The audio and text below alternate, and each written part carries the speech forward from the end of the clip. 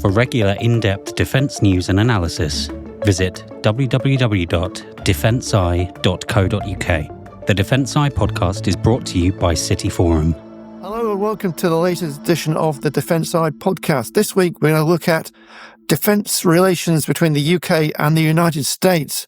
We sort of distill it down to how America First can be reconciled with the British government's, they call it the plan for growth, or as they would say, buy British. How's that going to work? Francis, what do you think? Well, it's going to be a very interesting judgment of Solomon how to do this. There is, on one side, people saying, but hang on, the United States, they've been our closest allies for 50, 60 years. We must continue this, even with the problems with the mercurial nature of President Trump. Staying, the old expression of keep your friends close, your enemies even closer. So we must keep this one going. The other side is, look, we have seen what is probably a decisive change in US policy, which will outlast President Trump, which is that the US is saying Europe is not really that interesting to us anymore. And when you've got a sitting president saying, hey, Article 5, yeah, I'll decide what it means on the day, I think Europe as a whole and Britain have to start to look at their defences without the United States, because if you're planning on the US certainly turning up, I don't think you can anymore. I mean, the Americans have this policy, which President Trump has brought in, about trying to onshore as much of their defence capacity as possible, and they are very reluctant to obviously buy British or other foreign defence equipment to reciprocate for foreign countries buying American kit. So one of the underpinnings of transatlantic global defence cooperation seems to have been knocked away. Sadly, I can look back to the days of what was called the two-way street from the late 90s, where the US, trying to help boost Europe as well, selected various bits of equipment from European countries and said, no, we will buy them from these and, we won't try and replicate. That hardly got going in the 80s and certainly didn't survive contact with the enemy into the 90s. The US buying, in this case, we're limiting it to European equipment. Hell has to freeze over before that will happen. You can look back to the US Air Force KCX tanker program. The A330 won hands down Airbus. Boeing put in an appeal that basically, US Air Force had said it's really good at carrying passengers and freight. That wasn't in the original program, so they got the whole thing overturned. Now, the fact is, the A330 is the tanker of choice around the world. People will take the Boeing KC-46, basically it's paid for by the US taxpayers. The US has had this closed market for pretty much forever and a day, so we shouldn't be surprised. But the question is, what happens moving forward? Well, there's a sort of new twist to this situation that we've not really faced before, in that several of the American defense companies, particularly the high-tech, the AI, the drone companies who are trying to get market penetration into the UK as a result of the defence review and the new emphasis on these novel weapons. Several of these companies have high-level political connections to the Trump administration and the Trump family. You're talking about Donald Trump Jr. being an investor in several of these drone companies. You're talking about Peter Thiel of Palantir. You're talking about several of the board members of Anduril, who are a major drone company trying to sell to the MOD. So this means the US administration has an approach to this, supporting their companies trying to penetrate into the UK market, that is personal for the president in a way that we've not seen over the decades. The problem, especially these innovative companies are going to face, is the following. They are putting themselves up as innovators, disruptors. No, you don't have to go with these big defense primes who are really expensive. We can give you capability which is really cheap. It's easy to build. We have reconfigurable factories that can just chop and change between various products. Okay, if it's that simple, build the factory in Britain. Build the factory in Germany, and that'll be fine. Make sure the factory is not ITAR governed, that it's governed by the rules of the UK. Make sure there is enough tech transfer that if the RAF or the Army chooses to upgrade these systems, it doesn't have to go through this vendor lock where, in effect, the UK might have to hand over all of its intellectual property to receive a product back. Quite frankly, if we've not learnt the problems with dealing with US primes over Bowman, wedge tail and the like, the lessons of vendor lock-in in a way which actually you don't get the same with British companies because you can bring pressure to bear on them. You can't bring pressure to bear on US primes, even the new primes. So if you were to ask a summation, we are due to have a revised defence industrial strategy leading to the defence investment plan. If the government is serious about what it said, and it says in its manifesto, it has said in the Strategic Defence Review about, go for growth, British jobs. If the opening paragraph of the Defence Industrial Strategy isn't along the lines of the starting position for any procurement is that it will be in a British factory governed by British law with British workers.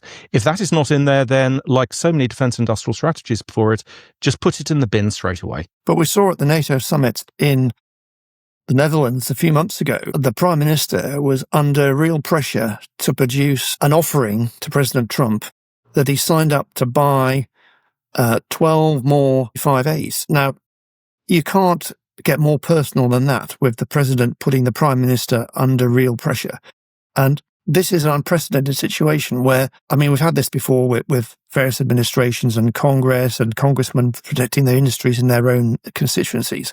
But when the President of the United States strong arms the Prime Minister at a summit to buy American kit, it's very difficult for them to say no.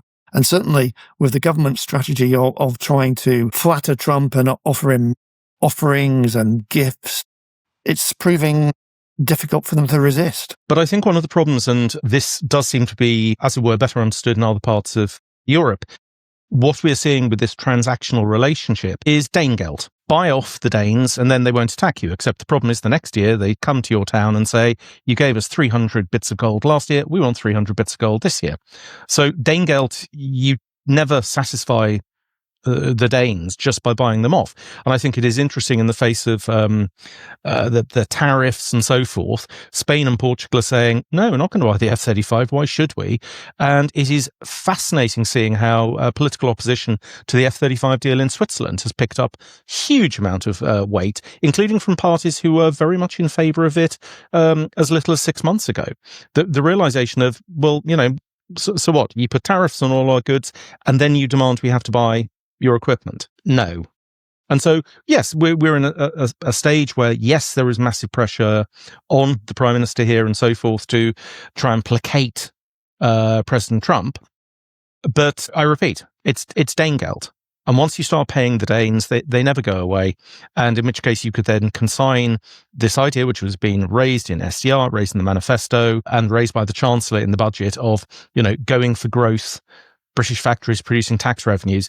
If all you're going to do is buy from Pennsylvania and Texas, well, you've consigned that one to a bin.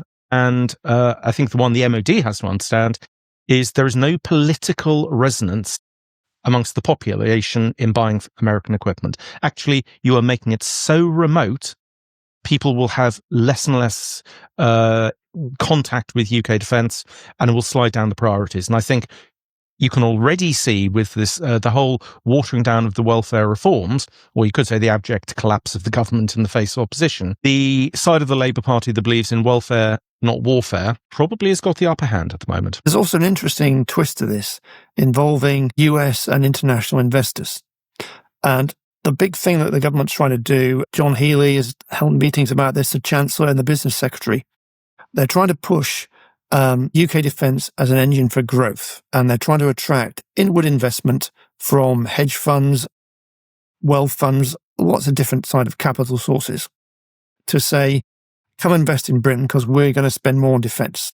You invest in a British factory, you'll get a profit, you'll get a return. Now, so far, they've not made specific commitments on, for example, building the munitions factories or buying next batches of drones for the British Army. Unless they speed up these decisions to get foreign investors interested and signed up, there is a danger that they will become more vulnerable to the transactional moves of Trump and his close backers. Yes, there is that. But then there's a sort of an added danger, if that's the phrase you want to use, is still a lot of UK investment funds are saying that they're governed and they're by ESG, social and environmental guidance. And so they still don't feel, they have activist shareholders saying, no, don't invest in defence. And even if the language out of the Labour government is that, no, they will help support investment in defence. It's going to require a very active position to show that they will defend investment funds going into defence companies. And as yet, we've not seen the sort of action that we've seen in, say, France, where when banks wouldn't give account facilities to defence companies, the Bank of France's commercial arm was told, you will do this for them. And after certainly a few years, a number of the French investment funds who had shunned defence were going, we're losing money because we're not investing here. We need to move back. Again, and you hinted at that in what you just said, it requires action. It requires active approach, not saying, this is our intention, we'll give you more details later. And just, in terms of a broader horizon of the UK defence scene, we had a year of no decisions until the SDR is published. Didn't stop the Secretary of State announcing the retirement of the 2 amphibious assault ships in the Puma fleet, but there you go. And we're now in the situation where you and I both know, Tim, you say, well, what's happening with this or that?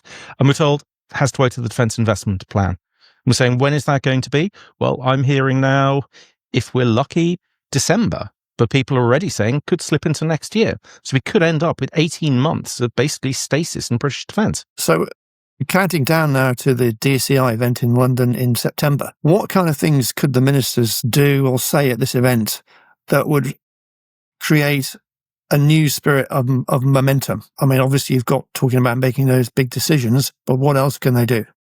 Well, we've heard about this. There will be 7,000 new weapons of various sorts, largely for the army. And you and I both know when you actually say, well, so what are you going to buy? Oh, well, we don't know yet. Well, so why is there a figure of 7,000 out there if you've not already worked it out? DSEI, if they have any sense, rather than making still quite vague announcements of, we're going to increase ammunition. Yes, from what to what? They could say, yes, we have resumed the build, not upgrade, of Storm Shadow on the line in Stevenage, and we are buying X number of weapons. Now, again, you and I both know, as soon as you start saying to the MOD, so how many of these are you buying, you get this would breach operational security. By the way, every year, if you go through the US budget, they list down to the last single digit the number of missiles and artillery rounds they're buying. They do not see this as an operational security point of view. In fact, they, and I would say a lot of Europe, view publishing this data, not only is it good governance with your taxpayers, actually, it's part of deterrence. If you let, and let's be honest, no illusion, we're talking about Russia here. If you let Russia know you are just starting to buy 15,000 new long-range artillery rockets, and the production rate is going to be X, that is deterrence. You are telling your likely foe, this is what you're going to be facing if you try coming over the eastern border. Staying quiet about it is not deterrence, and actually it leads to the belief that the actions being taken are substandard and that you are not buying enough. So DSEI, if they are not announcing the exact quantities of short-range, medium-range, long-range, novel drones, the number of artillery rockets, the ELSA program, the European long-range strike approach, what are we going to be spending on that? If they're not going to provide these details to DSEI, we can call into doubt a lot of the sort of recommendations of SDR. Defence Eye will be on the scene at DSEI, reporting on all these events and bringing you the news from the show first.